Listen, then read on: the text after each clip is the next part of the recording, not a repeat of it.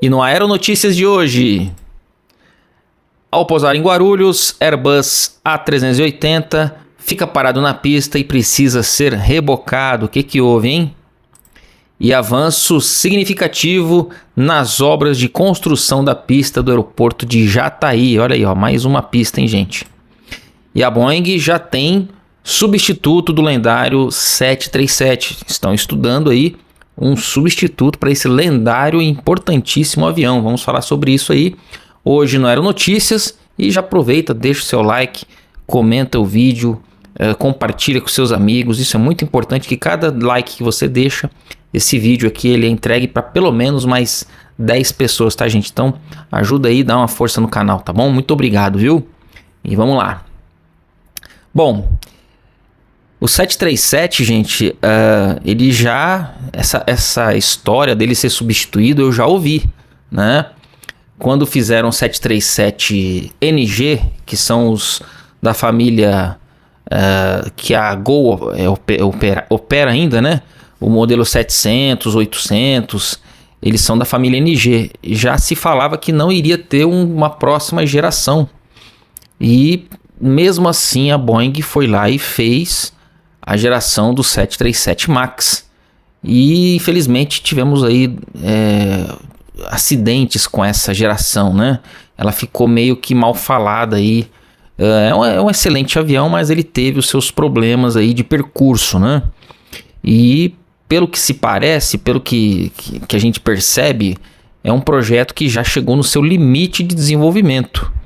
Eu particularmente já achava isso na geração anterior. Eu não acreditava que a Boeing iria espremer mais ainda, tirar mais caldo ainda dessa laranja, né? E eles tiraram e saiu um excelente avião, que é o MAX, mas ele teve aí os seus problemas relacionados justamente a um desenvolvimento em função dos motores, né? Porque o 737, só para quem não sabe, ele veio numa época que nós tínhamos muitos aviões a hélice ainda.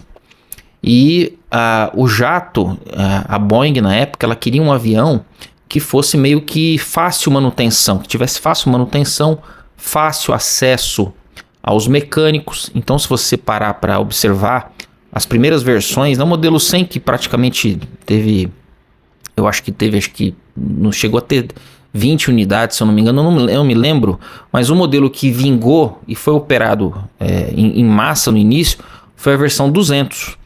E se você observar a versão 200, ele tem os motores JT8, que são aqueles motores de ação turbofan, mas com uma relação de bypass bem pequenininha, né? O fan dele é bem pequenininho, então é um motor fininho, e ele fica colado à asa, fica ali muito próximo à asa e pertinho do chão. Então, o motor que fica bem pertinho do chão, ele tem até um sistema ali para evitar que entre detritos, né? E era muito fácil acesso aos mecânicos, mexer ali naquele motor. O avião ele era baixinho, ele tinha inclusive um sistema de escada que hoje algumas empresas não usam mais, né? Um sistema autônomo de escada do avião. Então, ele foi feito para uma época que os mecânicos de pé, sem usar andaime, alguma outra coisa para poder fazer manutenção, não precisava de nada disso, e eles faziam a manutenção do avião porque ele era bem tudo próximo, tudo fácil. Aí a aviação foi crescendo, os motores foram crescendo, e isso aí não permitiu mais que esse motor do 737 na sua outra versão, já na versão 300, né, na versão que a gente chama de EFIS, que aí o painel do avião já não é todo com aqueles instrumentos analógicos, não é todo cheio de reloginho, já tem tela de televisão. Só que são telas de CRT, porque a tela de LCD ela só foi criada bem depois. E aí, gente, depois os motores maiores, né, com os motores maiores, e tiveram que levantar o avião, aumentar o trem de pouso, aumentar o comprimento do trem de pouso. Só que na hora de você recolher o trem de pouso, o que acontece? Ia dar conflito. Então eles já começaram a ter problemas aí em relação à asa, o tamanho da asa, o sistema de recolhimento do trem de pouso, né? Então tiveram que fazer algumas, digamos assim, adaptações. Se você olhar o motor do EFIS, do 737-300, por exemplo, que aqui no Brasil foi usado pela VASP, pela Transbrasil, pela Varig, né? A versão 400 também foi usado pela Transbrasil. Enfim, essas versões, elas têm um motor oval. A parte de baixo tem que ser achatada, porque fica muito próximo do chão. Então já foram algumas adaptações que tiveram que ser feitas para esse avião poder se desenvolver, poder crescer, ficar mais alto, porque o motor, ele sendo maior, então o avião tem que levantar o diâmetro do motor, né? E cada geração de motor que vai passando, os motores vão crescendo e o avião tem que levantar mais. Então isso daí gerou e fica mais pesado também, o motor fica mais pesado, fica mais potente, mas também fica mais pesado. Então isso aí foi sendo adaptado até chegar no limite, onde no 737 MAX um dos problemas foi em função dessas adaptações aí. Não foi só disso, né?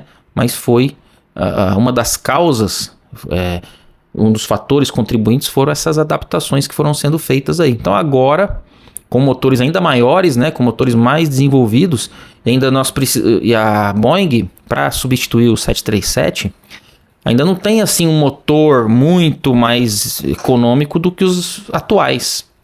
E uma geração dessa aí demora um tempo para você desenvolver, uma geração nova de aviões demora aí bastante tempo de desenvolvimento. E a empresa ela não pode errar, porque já pensou se ela desenvolve um avião e a tecnologia muda e esse avião já nasce obsoleto? Porque se eles começarem o desenvolvimento de um avião, por exemplo, agora, esse avião ele só vai ser entregue para venda para os primeiros operadores em quase 10 anos, gente. É um desenvolvimento, ele demora, né? Ainda mais um avião novo, não saindo do zero. Não é um desenvolvimento de algo que já existe. Não é uma versão moderna, né? Então a empresa não pode errar, porque é um custo muito alto e com um risco muito grande.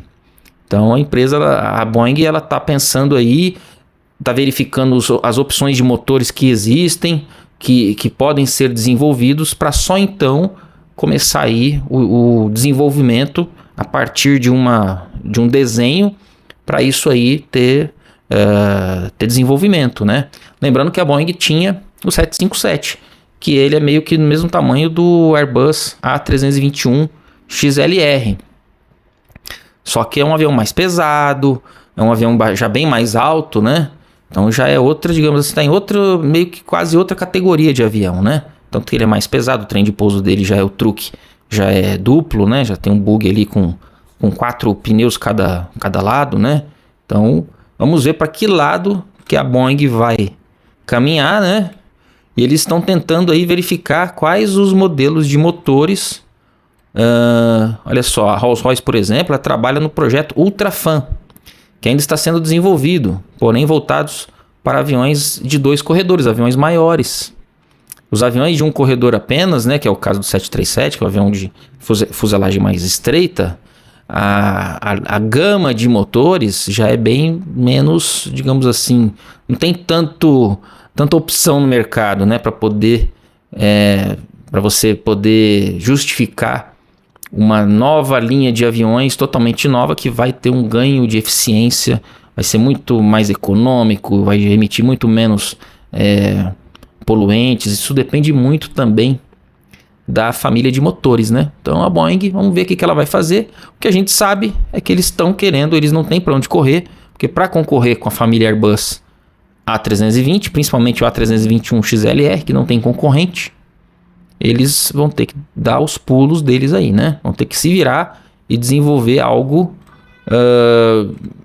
mais capaz do que o limite que o 737 chegou, né? Então, finalmente, nós chegamos aí ao limite do desenvolvimento do 737, que é um avião maravilhoso, um avião que é muito utilizado, foi só superado recentemente pela família do A320, do Airbus, mas durante anos nadou de braçada e dominou os céus na maioria dos países do mundo, inclusive no Brasil. Até uns 25 anos atrás, a gente só tinha praticamente linha Boeing voando aqui no Brasil. Aí depois que a TAM começou a usar os Airbus, e aí virou o jogo, mas até então a VASP, a Varig, a Transbrasil e outras empresas, era tudo linha 737, linha Boeing dos aviões que operavam aqui no doméstico, né, gente? Então vamos ver o que a Boeing vai aprontar, né? Então dependendo de uma nova geração de motores. Mas eles já estão pensando em o que fazer, já estão com as barbas de molho ali, pensando em como será o substituto do 737. Bom, falei bastante do 737, né? E vamos falar agora de mais uma pista em construção, que é a pista de Jataí. A prefeitura reporta avanço significativo nas obras de construção dessa pista. Então, a prefeitura de Jataí, em Goiás, informa que as obras do aeroporto regional de Jataí seguem em ritmo acelerado, com avanço significativo nos trabalhos da pista nos últimos 60 dias, superando os progressos dos últimos anos. Então, a gente sempre fica feliz com essas notícias, né?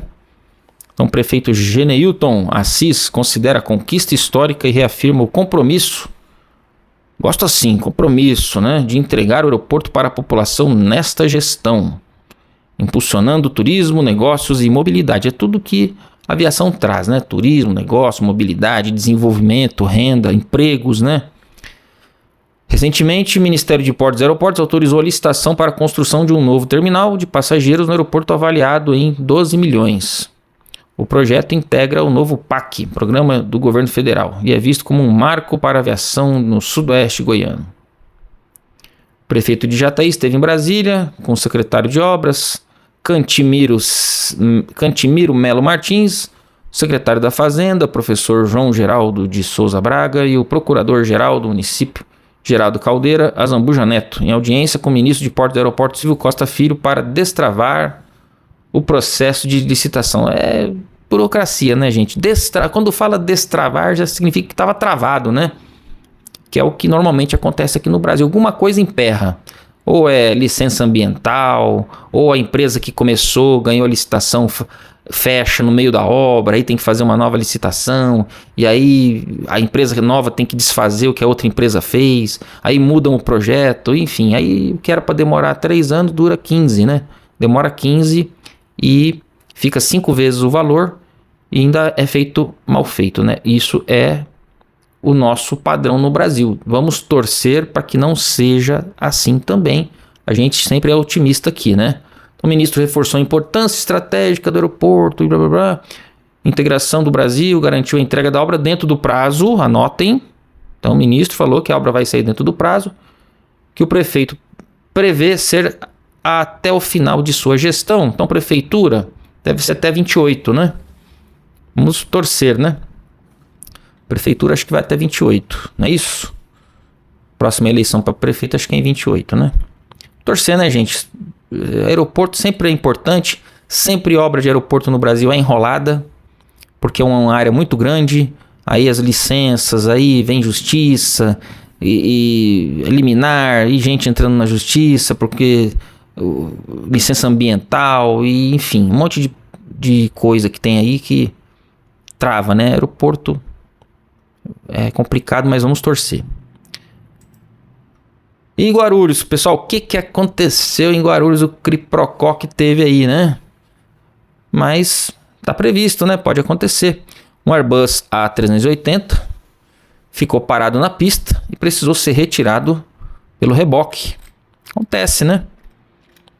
Então olha aí, ó. O maior avião de passageiros do mundo, o Airbus A380, teve um problema técnico no dia 4 de outubro e ficou parado na pista ao pousar no Aeroporto Internacional de São Paulo, Guarulhos. Então ontem, né?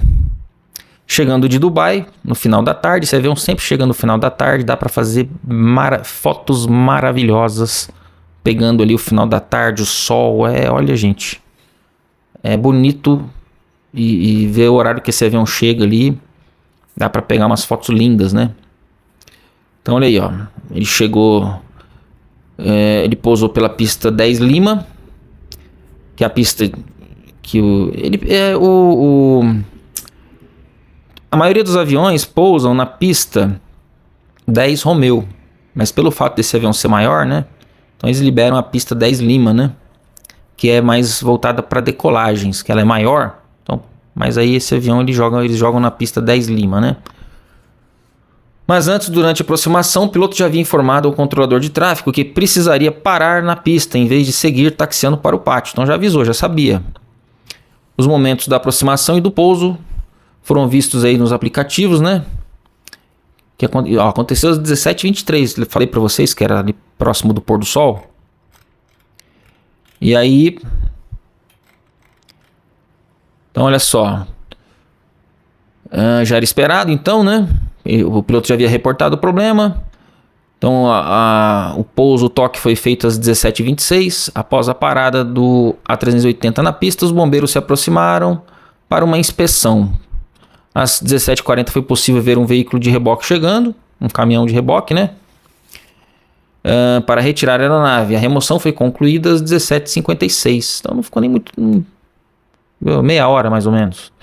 Embora remoções de aviões da pista costumem se relacionar a problemas hidráulicos, até a publicação, né, da matéria, não foi relatado aí qual foi o motivo, né? Possivelmente é um problema hidráulico, né? Então, enfim, isso aí, gente, independente do problema que aconteceu, é algo que na aviação pode acontecer. Como eu sempre falo, que são máquinas, né? E tem redundância, o avião pousou em segurança, que é o que vale. Às vezes o piloto resolve não taxiar para não agravar alguma coisa que esteja acontecendo. Então ele prefere a segurança, ser conservador. Então tem o equipamento, né? Para que a gente vai arriscar, né? Então tem o equipamento, ele vai lá, usa o equipamento, reboca o avião.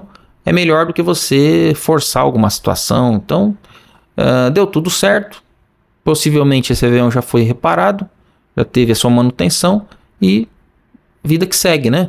A aviação funciona dessa forma. Não é algo normal, não é algo comum de acontecer, mas pode muito bem acontecer sim, né? Por isso que a aviação ela tem uma série de redundâncias, de sistemas, de protocolos, de procedimentos para serem cumpridos e evitar que algo pior aconteça, né? Então, tudo certinho aí. Só que o pessoal filmou, né? Gera todo aquele mise-en-scène, todo mundo, o A380 teve que parar, teve que rebocar, teve que isso aí gera ali como é que fala, um frisson, né? Todo mundo quer saber, mas no final das contas deu tudo certo e vida que segue, né, gente? Vamos... E a gente sabendo que houve, de fato, né, quando saiu uma nota aí, até agora não vi nada, tá, gente? Até a gravação desse Aero Notícias aqui, não vi nenhuma notificação da Emirates, mas aí saindo amanhã no próximo Aero Notícias, eu volto a falar desse assunto. Então, excelente domingo a todos, muito obrigado e a gente se vê no Aero Notícias de amanhã. Um grande abraço, gente, valeu, até mais.